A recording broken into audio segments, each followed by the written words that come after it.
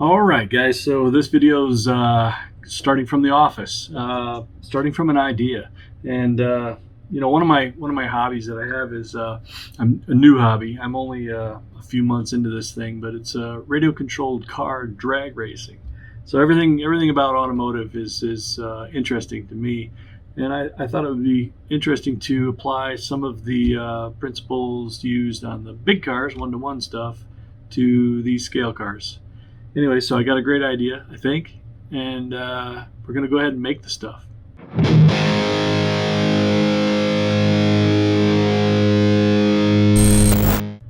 All right, so I bought a kit, a DR10, associated DR10 kit, and put it together. Borrowed some stuff from a very good friend to get this thing going because I'm new. I don't know what I want, so he said, "Hey, just try this for a while." He's not using this stuff, so it's the speed control and the motor I borrowed from Darren, my good buddy Darren. Anyways, I bought some tires for this thing, and I thought, I'm going to buy the biggest tires they sell. I didn't know anything about the compounds available at the time, but I did read that belted was the way to go. So this is the Proline Wide, not the softest compound, but they seem to be quite durable. They do get quite sticky when I treat them properly. Now I'm racing in dry tire, real street, so I can't show up with all kinds of prep on here. I can't go crazy with all kinds of stuff on these anyways. So I thought that I would need the largest contact patch possible. Maybe it would help. Anyway, put this thing together, and basically I bought beadlock wheels, split sixes. They're the lightest ones. And they're narrow for these wide tires. What it did was it took this tire and it pulled it in really hard. Don't know if you can see that or not, but yeah, pulled way in. The sidewall was sucked way in. And if you look at a picture of a one-to-one car, what they're doing now is stretching these tires on really wide wheels. And I'll put a picture up here, so you get the point. So my idea was to build a spacer that would take this tire and widen it out a bit. And here's what I come up with. Here you see the design that I came up with, SolidWorks. So this is the split six wheel. It doesn't have any details in the hub face, but basically this is the split six wheel, just what it looks like right here. Okay, so now I'll go ahead and unsuppress what we're going to do here. Show the component. We're going to add a ring right there, and then the beadlock ring. It's going to look like that, and then we'll show the screws like that. And if I give you a cutaway, there you go. You can see how the interface works between the new extender and the beadlock ring. So I also 3D printed these pieces, and I put little ribs in here to grab. Since a lot of people will point out on the split six, there are little I don't know what you call them, little points in here that dig into the tire to prevent it from slipping. So because this is all bolted together with a bolt, that prevents any of this from turning. And then these guys right here should prevent the tire from slipping on the wheel. And we're using 12 screws here. Pretty cool. All right, so this is the split six wheel right here. As it goes together, just like that. And then the beadlock ring clamps on there. And then use a 10mm screw. They are button heads. I'm not a fan of button heads, but I mean, that's what they use. And the whole thing bolts together. All right. So the first thing that I did was right here. I made one out of Delrin. Now this Delrin piece right here weighs 34 grams. I ran it, and everything seemed to work just fine. Fits together kind of like that. It's got an exceptional surface finish, but that's what we had. Now I can't machine these things out. It would cost hundreds of dollars to try and sell one of these things. So what we did was we 3D printed. Now the surface finish isn't quite as nice. This is quite rigid though. It's very rigid. 60% infill, which brings our weight down to it looks like 22.6 grams.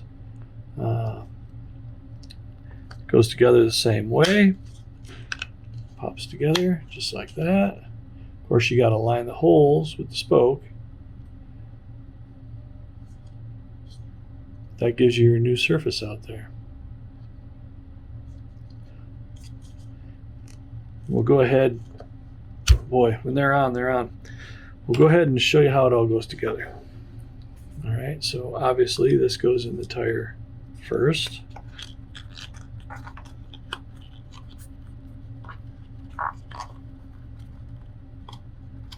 Okay. That's sitting in there. Now you take your 3D printed piece, and you can see right there on every bolt hole there's a rib that will lock the bead. Just open this face up, shove it in there.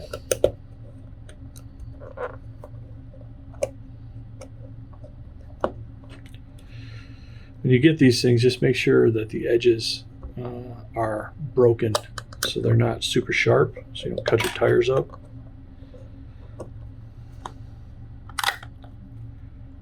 Basically, it just locks into that piece quite nicely. Get it so it's sitting right. Now we're going to feed that in later. But I like to make sure that everything's sitting flat, and then look at this view to make sure that everything's kind of uniform. Then take your back piece. It should feed right in nicely without a ton of pressure. If it takes a ton of pressure, something's not lined up right. And what I like to do is just pull this away a little bit so that that just falls in. There we go. Now, what you want to do before you lock this thing together real solid, push it back out a little bit, is you want to stick a bolt in here. And these bolts are the same 3 millimeter. They're socket head cap screws, and they're 20 millimeters long now instead of 10. You can source these anywhere you want. A steel bolt, a stainless steel like this screw is 1.38 grams. Now, titanium is 0.76 grams. So there you go. Titanium is outlandishly expensive though. So now what we're going to do is just kind of clock this so that that screw has got some threads that'll start. Give it a couple of turns and push it together. You don't have to get it perfect, but it should seat down pretty good. There you go. You'll feel it kind of snap in place. Yeah, the screws will draw together the rest of the way. Okay, get that guy out of there. And now what I like to do is take my 2.5 mil wrench and just feed this bead into the groove.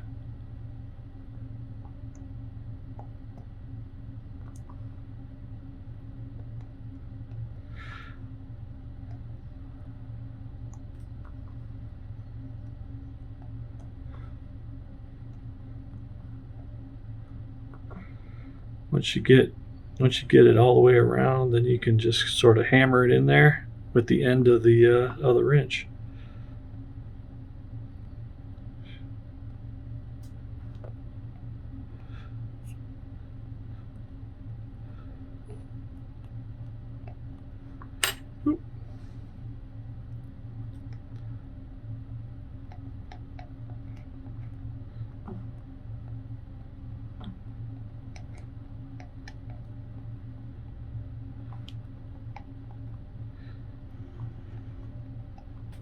All right, now what we can do is just go ahead, I'll do it left-handed, is just go around and shove it in there. Make sure it's well seated in there.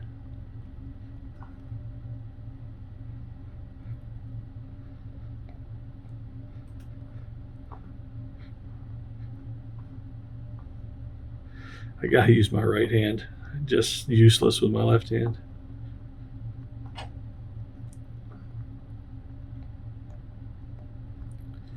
Make sure it's seated nicely. Now there's quite a step there. I left quite a step right there.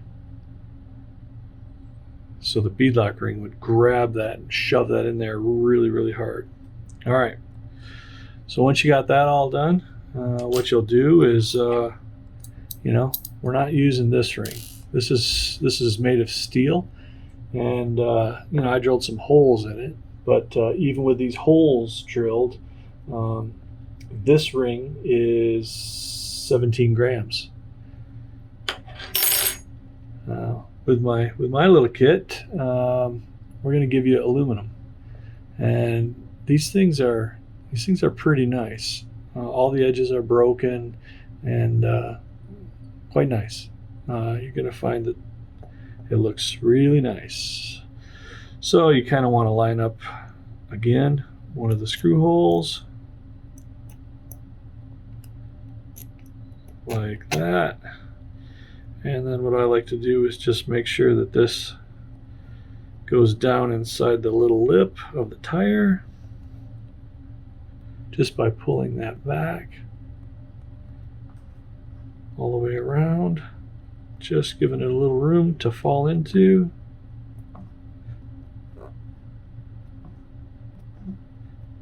Just like that.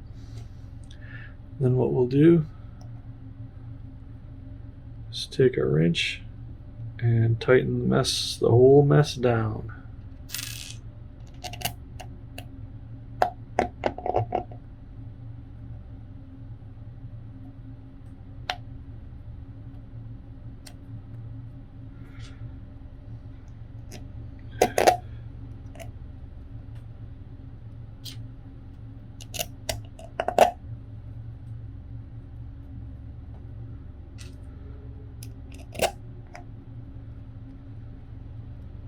If you want to have the most success with this, install 6 screws and then slowly tighten this thing down. Don't just crank one all the way down. Kind of walk it in and go in a star pattern.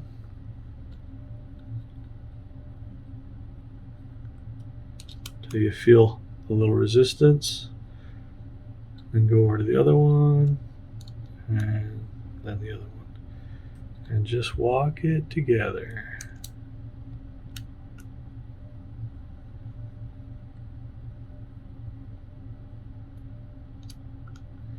Go backwards.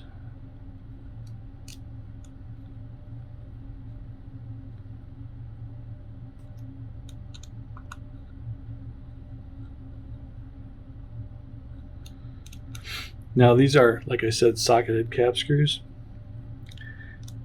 and what the split sixes are provided with is a button head. Now I'm not a big fan of button heads because the engagement for the wrench is so shallow. They're easy to strip out, but they are lighter. The good thing about these socketed cap screws is they remain a little proud. And you flip the car and this thing ends up sideways, it's just going to scratch the screws and not the beadlock ring. So it's kind of a protector. So I'm just going to go around. I've got these really close, just by feel, trying to get the torque even.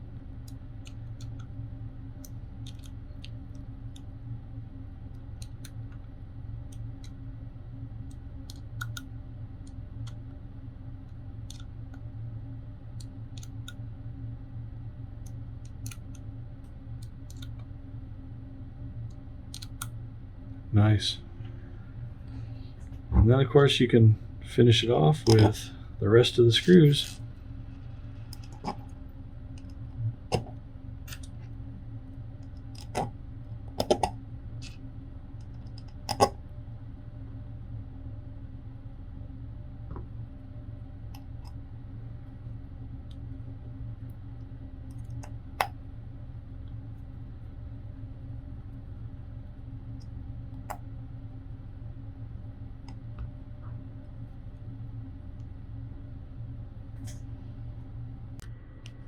All right, here's the finished assembled product.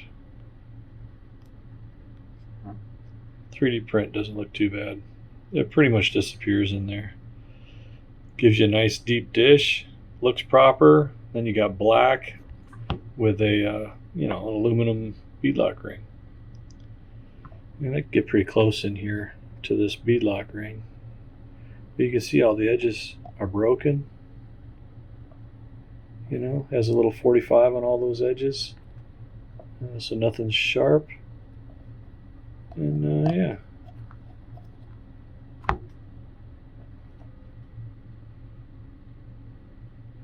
makes the tire nice and wide. Basically the back here stays very similar, but the front gets pulled out 10 millimeters, which gives you about another, I don't know, maybe 3/16 of an inch or so of tread contact. And I'd also believe it flattens out the tire a bit more. I've only tested with this a little bit on my car, and it's like I said, I'm only a few months into this. It hooks as good, if not better. A little bit more weight, but in the real street class, this is rotational weight, but our cars are pigs anyways at 2,400 grams. So anyway.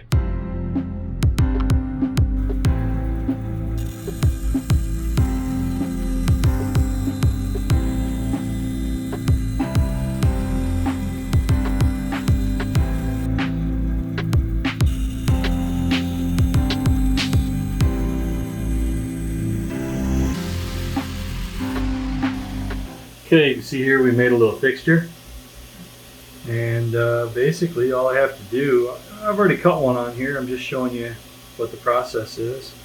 Basically we take our 3 by, I don't know what this is, 5.5 inch piece, 5-inch piece of 1/8 inch aluminum, and cover the marks. Put the vice grips on, just grabbing the edge. Alright, so we take the design of the beadlock rings and import them into Mastercam. I've made a copy of them, and the 0 point is the center of this ring, so I can always pick up the hole in the fixture, and that then becomes the the origin of the program. So we've got everything bolted down, program's loaded. We'll just go ahead and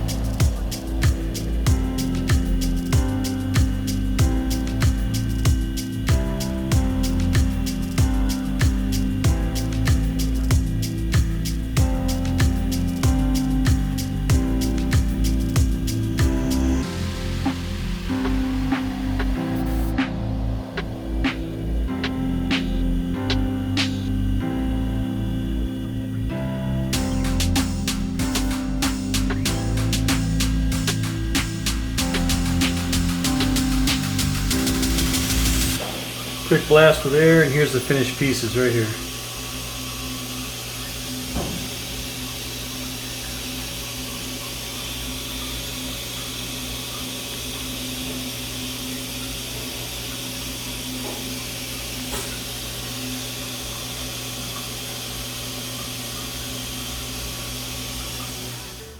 Okay, so there you go. There's a quick one on what I do to design, manufacture. There's a little bit of CNC work in there, a little bit of Mastercam work, making some aluminum beadlock rings, and then this was simply designed and then sliced on Cura and printed on an Ender 3D printer. Took me a fair bit of time to get this correct so that it would come out to the proper size. So I don't think I'm going to send anybody the file. I think we're going to sell this as a set. The 4 pieces, I'm not going to give you screws. You can source your own screws. That way you can get titanium if the budget allows, or just go with stainless steel. You can go with 6 screws per wheel, or you can do the full complement of 12. Looks good, mostly, and it fixes a contact patch issue. Gets us a much wider tire. Again, these are the Proline Reaction Wides. Only reason you would want to do this. I don't know, maybe let's get a few sets of these things out there, maybe if anybody's interested in them, and we'll see what they put them on. Maybe they'll put them on some of the narrower wheels or narrower tires, and see what that looks like. Anyway, if anybody's interested, then go ahead and PayPal me at this address I'll put right down here, and then send me an email to that same address and let me know that it's that your payment is in, and I'll get these shipped out. I think we're going to price these right at $50. Again, that's just these 4 components right here. So I hope that was informative. Stay tuned, like, subscribe, more coming.